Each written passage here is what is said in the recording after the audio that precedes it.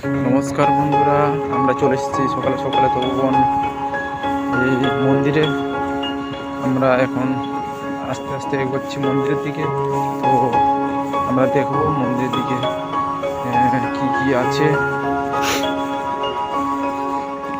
যাচ্ছি আস্তে আস্তে। এটা হচ্ছে খাল, এটা ছোট্ট একটা পোল রয়েছে, দিকটা কিন্তু জঙ্গল।